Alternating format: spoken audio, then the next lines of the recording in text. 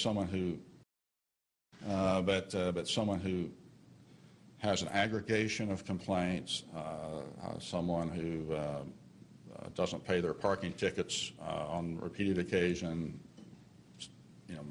tax issues. People say, well, they're little issues, but if there are a lot of them and they're repeated, that sort of thing we found disqualifying. Short list, there was a handful. We interviewed them. They answered 74 questions, very specific questions. There was no debate about what the meaning of is. I drafted that question. It was, have you ever been unfaithful? Has anyone ever asserted you've been unfaithful? Is there anyone who could truthfully assert that you've been unfaithful? And then you define unfaithful. So it's, I think we got great cooperation.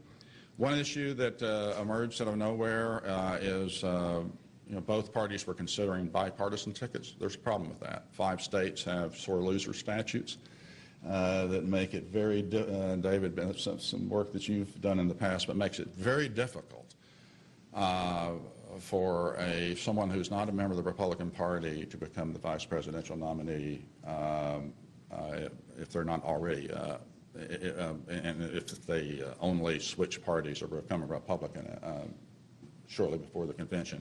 One of those is a very important state for Republicans, West Virginia, and the constitutionality of that statute has already been litigated in West Virginia. So you were looking at going to the U.S. Supreme Court, which was not particularly appetizing.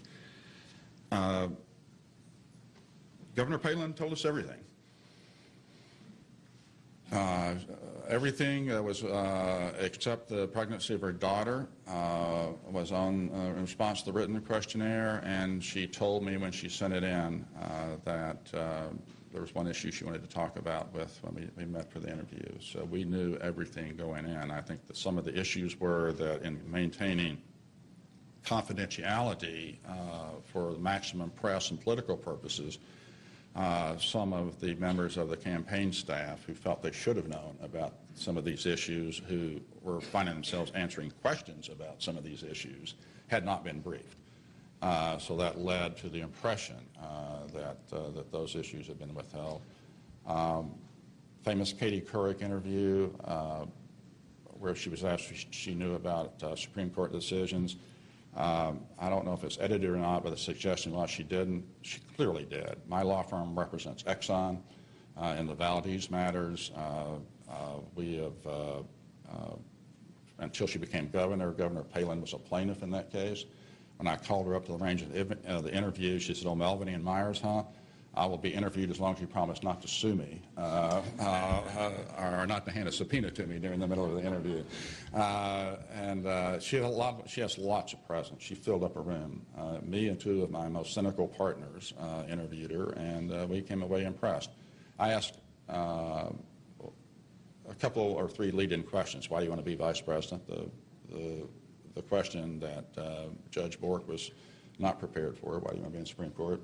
I'm going to hear why you want to be vice president. Secondly, are you prepared to use nuclear weapons in the defense of the American homeland? Third, Osama bin Laden is identified in the Fatah. The CIA is ready to take the shot, but if they take the shot, there'll be multiple civilian casualties. Do you take the shot? She knocked those 3 questions out of the park. Others did as well, some less well. And I think she would have been a great vice president. As I told John, she wouldn't have been ready on January 20. I don't think many people would. Dick Cheney, maybe only a Dick Cheney, who'd been in a White House and a Secretary of Defense, would, but she had a lot of capacity. The mistake I made, and we've laughed about it since, after giving him that advice, he said, "Well, what's your bottom line?" I said, "John, high risk, high reward." And his response, "You shouldn't have told me that. I've been a risk taker all of my life." So with that, let me just say it was an honor and privilege to have served both Ronald Reagan and John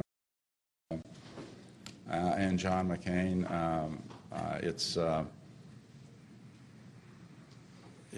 A lot of the work that we as lawyers do is intellectually stimulating, but not all of it's fun.